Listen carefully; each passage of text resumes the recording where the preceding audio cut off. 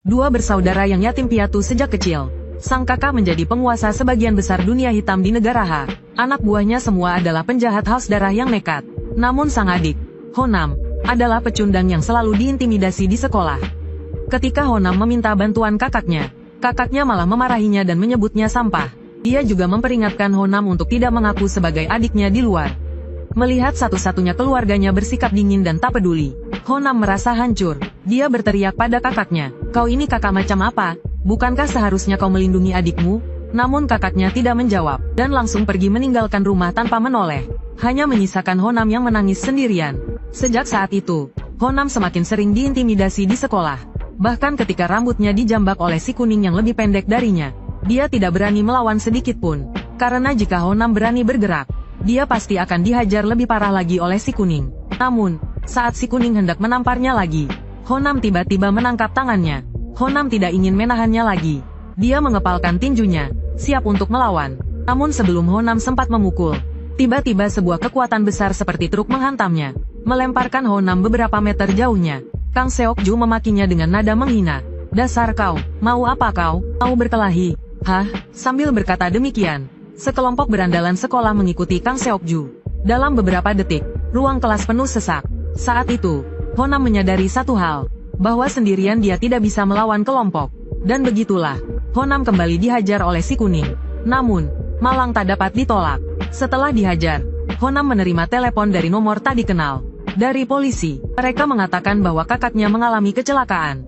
Honam bergegas ke sana, tapi sudah terlambat. Kakaknya telah meninggal dunia. Polisi menjelaskan dengan nada prihatin. Tadi malam, saat mengendarai motor di jalan raya, dia bertabrakan dengan truk seberat 5 ton. Dia masih bernyawa saja sudah keajaiban. Mendengar itu, Honam hanya merasa geli. Orang jahat yang selalu memperlakukan orang lain seperti sampah, akhirnya meninggal sia-sia karena kecelakaan motor. Honam tidak akan pernah melupakan hari itu, saat dia menangis sendirian. Memikirkan hal itu, Honam berbalik dan berkata, "Aku tidak mau jenazahnya," lalu pergi. Namun, baru saja sampai di pintu rumah sakit, polisi itu mengejarnya sambil membawa sebuah kotak. Tunggu dulu, nak. Aku mengerti. Kau pasti tidak punya uang untuk pemakaman, kan? Tapi setidaknya terimalah barang-barang milik kakakmu." Kemudian, di hadapan Honam yang kebingungan, polisi itu memberikan kotak berisi barang-barang milik kakaknya. Saat itu, Honam belum tahu bahwa di dalam kotak itu terdapat sesuatu yang akan mengubah takdirnya. Setelah itu, Honam membawa kotak itu ke tepi sungai. Melihat barang-barang peninggalan kakaknya, meskipun mulutnya mengomel, "Kakak gila," air matanya tak terbendung. Tiba-tiba, terdengar suara notifikasi pesan masuk dari dalam kotak. Honam mencari sumber suara itu. Dia menemukan layar ponsel kakaknya pecah, tetapi masih bisa digunakan. Honam melihat orang yang mengirim pesan memanggil kakaknya bos. Didorong rasa penasaran, dia membuka kunci layar ponsel dengan ingatannya. Dia segera memeriksa pesan yang baru saja diterima. Tanpa diduga, dia menemukan sebuah pesan tentang Kang Seokjo. Teringat kejadian pagi hari di mana dia menghajar Seokjo. Honam tanpa sadar membukanya. Dia juga membalas pesan itu. Kang Seokjo itu sampah. Habisi dia berapa kali pun tak cukup. Namun, Honam baru menyadari bahwa balasannya tadi terkirim di grup. Tapi Honam tidak terlalu memikirkannya. Malah, dia menyuruh mereka semua berkumpul. Honam berencana saat mereka datang, dia akan langsung memanggil polisi untuk menangkap mereka. Tapi saat itu, si rambut kuning muncul entah dari mana. "Bocah tengik, ngapain sendirian di sini?" Sambil bicara, rambut kuning memperhatikan barang peninggalan kakak Honam. Tanpa pikir panjang, dia membuang semua isi kotak itu ke sungai. Selesai, dia memasang ekspresi menyebalkan untuk memprovokasi Honam. Akhirnya, Honam tak tahan dan menyerangnya. Dia menerjang rambut kuning hingga terjatuh. Lalu, langsung meninju wajahnya. Belum selesai, Honam melanjutkannya dengan tendangan keras. Saat Honam melampiaskan amarahnya, tiba-tiba wajahnya ditinju. Kang Seokjo datang. Melihat anak buahnya babak belur, dia langsung menyeringai, siap membela anak buahnya dengan dalih pembelaan diri. Melihat itu, Honam ketakutan dan ingin kabur. Tapi Seokjo tak akan melepaskannya. Dia langsung mengejarnya. Namun, saat dia hampir menangkap Honam, seorang pemuda mengendarai motor tiba-tiba muncul dan memukul Seokjo dengan tongkat hingga terpental. Bersamaan dengan itu, dari kejauhan, puluhan orang seperti pemuda itu berjalan mendekat. Honam tak menyangka gerombolan ini bertindak begitu cepat. Padahal pesannya baru terkirim kurang dari 2 menit. Sekelompok berandal berpakaian sama sudah mengepung Seokjo. Tiba-tiba, pemimpin mereka, Jikang, berkata, Bos bilang kau sampah, habisi kau berapa kali pun tak cukup. Kau buat masalah apa sama bos? Seokjo kebingungan. Dia bahkan belum pernah bertemu bos. Hanya Honam yang bersembunyi di balik semak-semak yang tahu. Semua ini terjadi karena pesan WeChat yang dia kirim tadi. Setelah Jikang memberi perintah, semua orang langsung menyerang. Kurang dari 3 detik, Seokjo babak belur. Saat itu, ponsel Honam berbunyi. Bos, Kang Seokjo sudah diurus. Melihat itu, Honam punya ide nakal. Keesokan harinya, saat makan siang, Honam bertanya pada Minbuk, sahabatnya, tentang pasukan kaisar. Honam baru tahu kakaknya menguasai separuh SMA di Korea. Sekarang, semua itu miliknya. Tapi Honam tidak merasa senang, karena dia merasa kakaknya itu brengsek. Sama saja seperti sampah yang selalu menindasnya. Tiba-tiba suara gaduh membuyarkan lamunan Honam. Beberapa berandalan dari geng 1 di sebelahnya sedang memaksa seorang pria berkacamata untuk mencuci piring mereka. Melihat itu, Minbuk ingin maju membantu. Honam segera menghentikannya, karena dia tahu, melawan secara langsung hanya akan sia-sia. Melihat orang malang yang juga sering ditindas di sekolah, mereka memilih cara lain untuk membantu pria berkacamata itu. Setelah beberapa berandalan geng 1 pergi, Honam dan Minbuk datang untuk membantu pria berkacamata itu mencuci piring. Namun, mereka bertiga yang sedang mencuci piring terlihat oleh beberapa berandalan yang hendak pergi. Setelah selesai membantu, Honam dan Minbuk baru saja keluar dari kantin. Ketika mereka melihat Kwon Do Heon melambaikan tangan, begitu mendekat, Honam langsung dijatuhkan.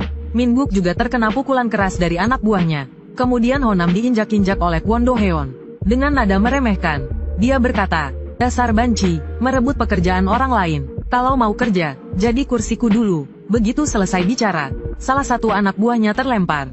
Minbuk tiba-tiba mengambil posisi bertarung. Melihat itu, Honam memaki dalam hati, gila. Dengan cepat, anak buah yang terlempar itu kembali memukul. Tak disangka, Minbuk berhasil menangkisnya lagi, membuat Honam tercengang. Minbuk pun bersiap menyerang Kwon Do Heon. Namun, Kwon Do Heon lebih dulu menendang wajahnya.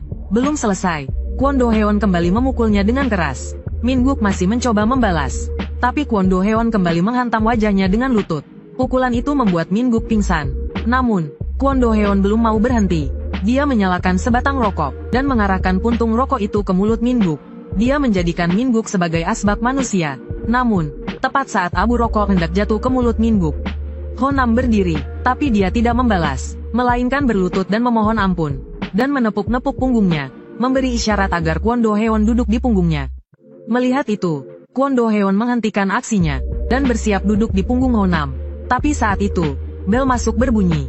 Dengan kesal, dia berkata pada Honam, sialan, mengganggu saja, tapi mulai hari ini, kau adalah sofa pribadiku.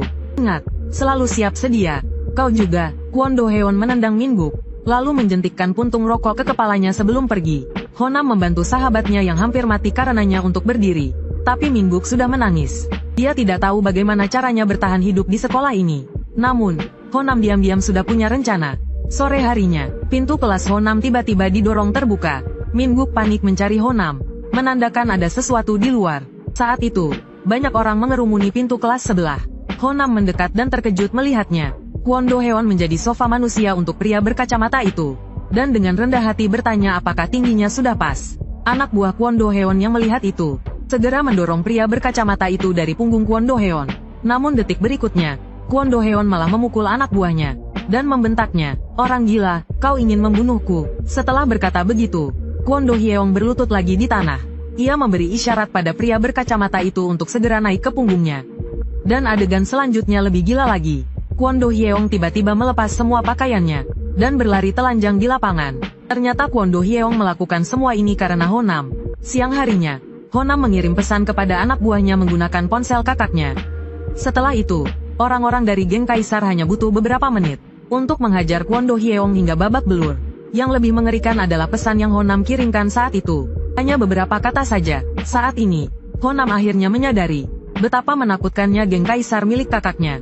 Honam juga berencana untuk memanfaatkan mereka dengan baik. Ia akan menyuruh mereka menghabisi satu persatu semua berandalan sekolah yang pernah menindasnya. Begitulah, dalam waktu 1 minggu, 3 atau 4 berandalan kelas 1 di sekolah diam-diam dihajar oleh geng Kaisar. Namun, hal ini segera menarik perhatian dua pemimpin sekolah, Ah-jo dan Jianfu. Melihat anak buah mereka dipukuli, mereka tidak berniat tinggal diam. Ah-jo menganalisis, belakangan ini, yang diserang adalah anak buah kelas 1. Pasti ada dendam pribadi. Mungkin ada bocah kelas 1 yang menyuap geng kaisar. Jadi, hari ini kita akan menemukannya dan menghabisinya. Ajo yang berusia 12 tahun pernah membunuh teman sekelasnya dengan sekop. Karena masih di bawah umur, ia hanya dipenjara selama 2 tahun dan kemudian dibebaskan.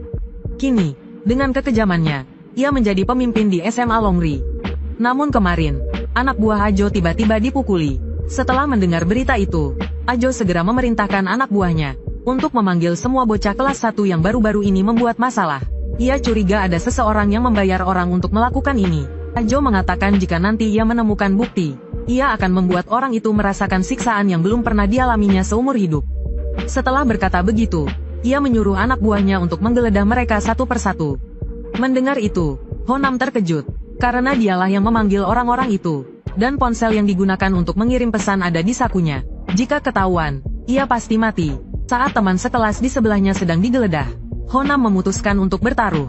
Ia hanya perlu mengetik aula sekolah Longri di grup geng kaisar. Memikirkan hal ini, Honam buru-buru berbalik dan mengambil ponselnya untuk mengetik. Namun, gerakan kecil ini segera disadari oleh Ajo. Apa yang kau lakukan? Sudah kubilang jangan bergerak. Kau ingin mati, kau mencurigakan. Saat itu, anak buah Ajo mendengar keributan dan berjalan menuju Honam. Hei, bocah, serahkan ponselmu. Melihat itu, Honam tidak berani bernapas. Namun, ketika anak buah itu hendak merebut ponselnya, ia memegangnya erat-erat dan tidak mau melepaskannya. Namun, tepat ketika anak buah itu hendak memukuli Honam, sebuah suara lemah terdengar dari belakang. Aku yang melakukannya. Semua mata tertuju ke belakang. Ternyata itu adalah Kim Do Chong, yang dipukuli 3 kali sehari. Anak buah itu melepaskan tangannya, dan berbalik untuk memastikan. Kau bilang apa tadi? Kau yang melakukannya? Ya, aku yang menyewa mereka. Aku salah. Aku sangat membenci para bajingan yang menindasku. Jadi aku meminta bantuan geng kaisar. Mendengar itu, Ajo sedikit terkejut. Ia bahkan belum menyebutkan siapa yang menyewa mereka, tapi dia tahu itu adalah orang-orang dari geng kaisar. Dan dia tidak memberitahu siapapun soal adiknya yang dipukuli. Orang yang tahu informasi penting seperti ini pasti bukan dia, melainkan bocah ini. Sini kau, berikan padaku. Apa kata sandinya? 00715. Namun, Azu terdiam setelah melihat isi ponselnya. Sialan, hanya ada iklan dan spam. Karena tidak menemukan bukti, Azu mengembalikan ponsel itu kepada Honam dengan kesal. Sementara itu, Kim Do Chong bernasib buruk. Azu langsung meninju perutnya, lalu Azu memberi isyarat agar yang lain pergi. Penyiksaan akan dimulai. Honam tidak mengerti mengapa Kim Do Chong harus dipukuli untuknya. Tapi berkat dia yang mengalihkan perhatian semua orang, Honam bisa keluar dari grup chat geng kaisar. Di sisi lain, anak buah geng kaisar menyadari bos mereka tiba-tiba keluar dari grup. Meskipun mereka menambahkannya kembali ke grup, hal ini membuat mereka merasa ada yang tidak beres. Kembali ke Honam, dia khawatir dengan Kim Do Chong. 5 pelajaran telah berlalu, tetapi Kim Do Chong belum kembali ke tempat duduknya. Khawatir terjadi sesuatu, Honam segera kembali ke aula sendirian. Namun, tidak ada seorang pun di sana. Dia hanya mendengar suara dari ruang penyimpanan. Honam dengan hati-hati membuka pintu dan mulai mencari Kim Do Chong dalam kegelapan. Akhirnya di sudut ruangan, dia menemukan sahabatnya yang telah membelanya. Honam segera merobek lakban di mulut Kim Do Chong. Bangun, kau baik-baik saja? Kenapa kau kesini? Kau tidak boleh di sini. Pergi. Kenapa kau mengaku kalau kau yang memanggil geng kaisar? Padahal bukan kau yang melakukannya. Memang aku yang melakukannya. Ternyata kau cukup kaya. Ya, bahkan bisa melakukan hal seperti ini. Hebat. Jadi bagaimana kau tahu? Sebenarnya, pada hari Kwon Do Heon bertingkah aneh. Aku mendengarmu berbicara sendiri di atap. Ditambah dengan kejadian hari ini, aku semakin yakin kaulah yang menyuruh geng kaisar untuk membantu. Mendengar ini, Honam merasa sedih. Bagaimanapun juga, akulah yang menyebabkan kau dipukuli seperti ini. Tidak apa-apa, dulu, ketika semua orang menertawakanku, dan acuh tak acuh terhadap apa yang kualami. Mungkin kau tidak peduli, tapi aku akan mengingatnya seumur hidupku. Dan hari itu, ketika Kwon Do Heon bertingkah gila, meskipun aku bingung, aku benar-benar merasa puas. Jadi, kau tak perlu minta maaf. Pulanglah, nanti setelah pulang sekolah, mereka akan membawaku menemui seseorang bernama Jian Fu. Jika mereka melihatmu di sini, kau mungkin akan terlibat. Honam berniat membawa Kim Do Chong pergi dari sana. Tetapi Kim Do Chong mengatakan meskipun dia pergi, mereka tetap akan menangkapnya di kelas setelah pulang sekolah. Sahabat sejati tidak akan melakukan itu. Setelah mengatakan itu, Honam mengirim pesan di grup geng kaisar.